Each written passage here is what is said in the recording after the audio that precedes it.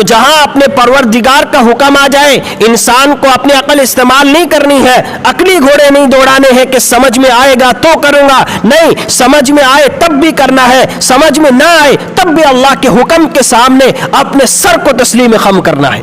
ایک واقعہ لکھا ہے محمود غزنوی رحمۃ اللہ علیہ کا، بہت بڑے بادشاہ گزرے ہیں، ان کا ایک غلام تھا ایاز۔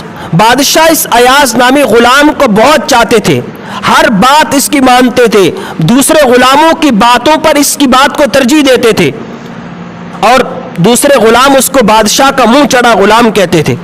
تو باقی غلام پریشان ہوتے تھے کہ بادشاہ اس ایاز نامی غلام کو اتنا کیوں چاہتا ہے، آخر اس میں ایسی بات کیا ہے کہ بادشاہ اس کو سب سے زیادہ چاہتا ہے۔ تو ایک دن بادشاہ کے دربار میں ایک قیمتی ہیرا آیا، تو بادشاہ نے سوچا کہ آج ان کو بتا دوں کہ میں ایاز کو اتنی ترجیح کیوں دیتا ہوں، اس کا کہنا کیوں مانتا ہوں، باقی غلاموں پر اس کی بات کو ترجیح کیوں دیتا ہوں، آج ان کو بتاتا ہوں۔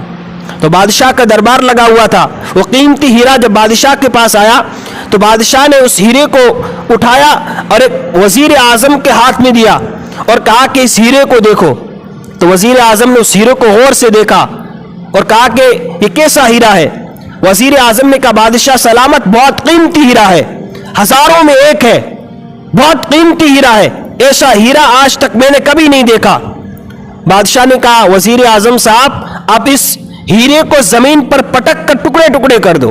وزیر اعظم معافی مانگنے لگ گیا، بادشاہ سلامت یہ ہم سے نہیں ہوگا، اتنا قیمتی ہیرا اور اس کو زمین پر پٹک کر توڑ دے، یہ ہم سے نہیں ہوگا۔ بادشاہ نے کہا ٹھیک ہے بیٹھ جاؤ، دوسرے غلام کو بلایا اور کہا کہ اس ہیرے کو زمین پر پٹک کر توڑ دو۔ وہ غلام بھی معافی مانگنے لگے، بادشاہ سلامت اتنا قیمتی ہیرا آپ کو تحفے میں دیا گیا ہے، اتنا قیمتی ہیرا اور آپ توڑا رہے ہیں، ہم سے نہیں ہوگا۔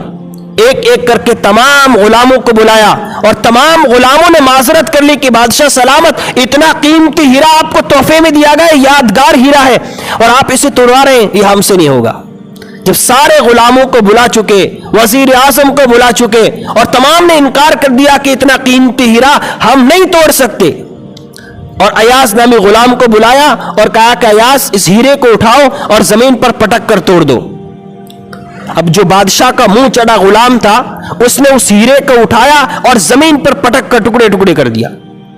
بادشاہ کو غصہ آیا، اس نے کہا کہ بھائی تم نے اس ہیرے کو پٹک کر توڑ دیا، اتنے سارے غلام بیٹھے ہیں، صاحب عقل بیٹھے ہیں، وزیر اعظم بیٹھے، اتنے دانشور سمجھدار انسان بیٹھے ہیں، کسی نے اس ہیرے کو نہیں توڑا اور تجھے میں نے کہا تو نے توڑ دیا۔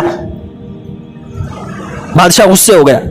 تو ایاز نامی غلام پہلے تو بادشاہ سے معافی مانگنے لگ گیا کہ بادشاہ سلامت مجھ سے غلطی ہو گئی۔ تو بادشاہ نے بار بار اس سے پوچھا کہ آخر بتا تو نے اس کو توڑا کیوں، تو نے اس کو توڑا کیوں، ان لوگوں نے نہیں توڑا، تو نے اس ہیرے کو کیسے توڑ دیا؟ تو ایاز نامی غلام کہتا ہے بادشاہ میں نے جب اس ہیرے کو اٹھایا اور میں اس کو توڑنے لگا، میں نے کہا یہ تو ہیرا ہے، ہو سکتا ہے یہ قیمتی ہے، یہ ٹوٹ جائے، لیکن بادشاہ کا حکم نہیں ٹوٹنا چاہیے۔ یہ ہیرا تو دنیا میں مل سکتا ہے، اگرچہ قیمتی ہیرا ہے، ہزاروں میں ایک ہے، تحفے میں ملا ہے، لیکن بادشاہ کے حکم کے سامنے یہ ہیرا کوئی قیمت نہیں رکھتا ہے۔ ایاز نے اس کو پٹک کر توڑ دیا۔ ایاز نے کہا جب میں نے ہیرے کو دیکھا اور آپ کے حکم کو دیکھا تو مجھے اس ہیرے سے زیادہ قیمتی آپ کا حکم لگا۔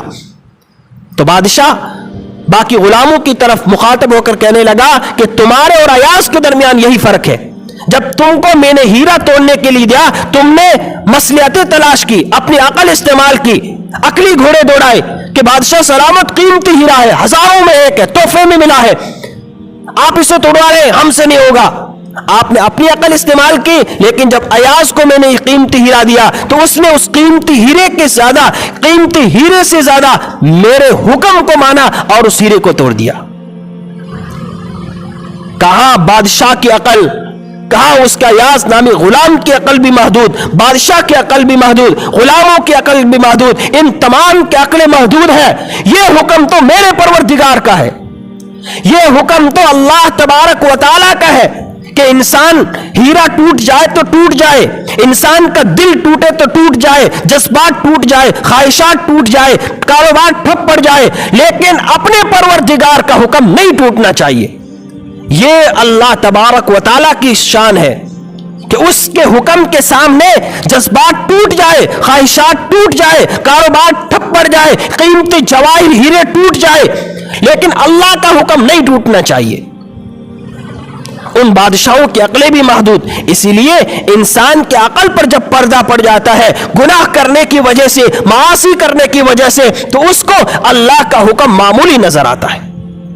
اس لیے یہ پروردگار کی شان ہے کہ اس کے حکم کے سامنے, ہاں اس کے حکم کے سامنے انسان کو اپنی عقل نہیں استعمال کرنی چاہیے, عقلی گھوڑے نہیں دوڑانے چاہیے, مصلحتیں نہیں تلاش کرنی چاہیے کہ میں رمضان میں اتنی کڑاکے کی دھوپ میں روزہ کیسے رکھوں, مال میں نے کمایا ہے, میں نے جمع کیا, میں اس کی زکات کیوں نکالوں, میں نے اپنی محنت سے کمایا.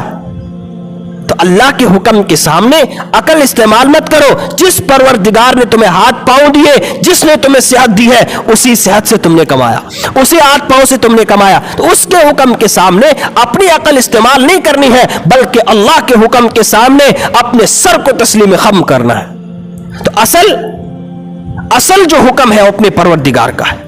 اللہ کا حکم نہیں ٹوٹنا چاہیے, اللہ کا حکم نہیں ٹوٹنا چاہیے. رشتہ دار ناراض ہوتے ہو تو ہو جائے, خاندان ناراض ہونا ہو تو ہو جائے, گاؤں والے ناراض ہو تو ہو جائے, کاروبار ٹھپ پڑ جائے, سب کچھ ہونا ہو جائے, لیکن میرے پروردگار کا حکم نہیں ٹوٹنا چاہیے. ہر مسلمان اس بات کو اپنے ذہن میں بٹھا لے. ویڈیو کے نیچے سبسکرائب کے بٹن پہ کلک کریں, بیل کے آئیکن پہ کلک کیجئے تاکہ ہر نئی ویڈیو کی نوٹیفیکیشن آپ کو مل جائے.